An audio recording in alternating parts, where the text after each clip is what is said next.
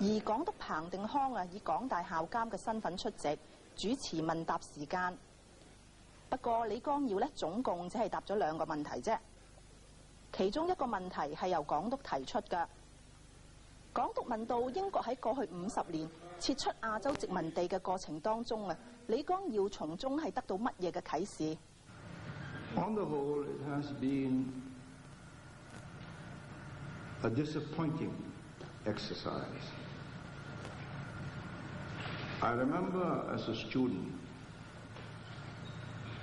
in Britain being taught constitutional law by a very distinguished professor who had been one of Churchill's cabinet secretaries.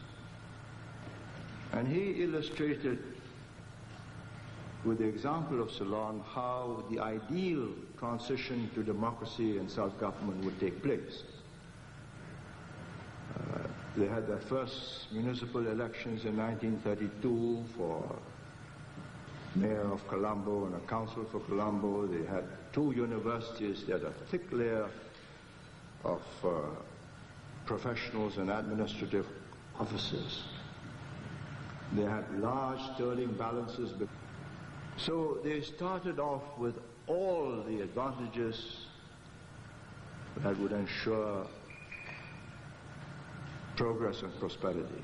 Of course, I was taught this in 1947 when Ceylon had just got independence. And India, of course, had just gone into turmoil with breakup of Pakistan and India. I have never believed that democracy brings progress.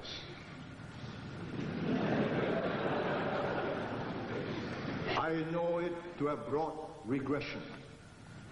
I watch it year by year, every 2 years when I meet my fellow members of the leaders of the Commonwealth.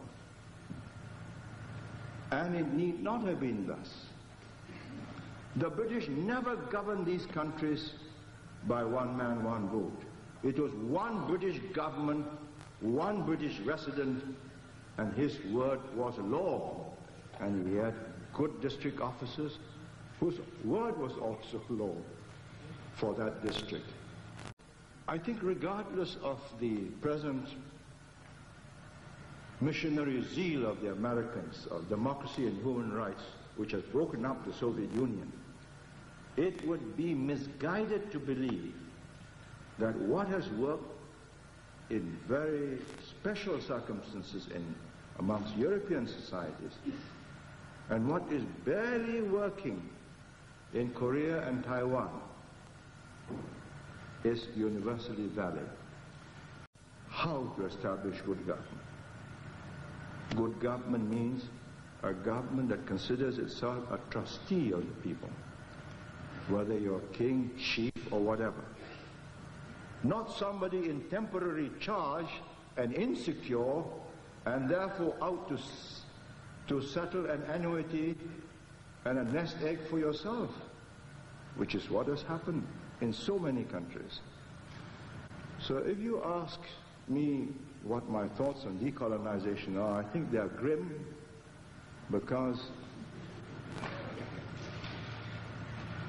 Western political scientists have not lived in these societies, have not understood that what is required is economic progress, development,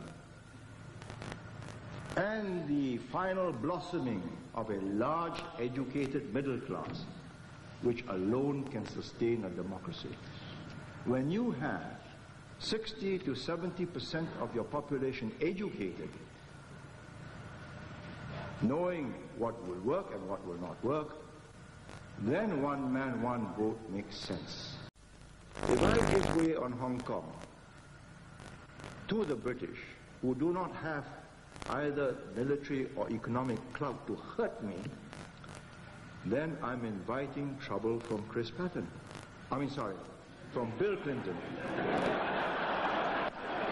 Chris Patton can only express his exasperation, but Bill Clinton can turn MFN off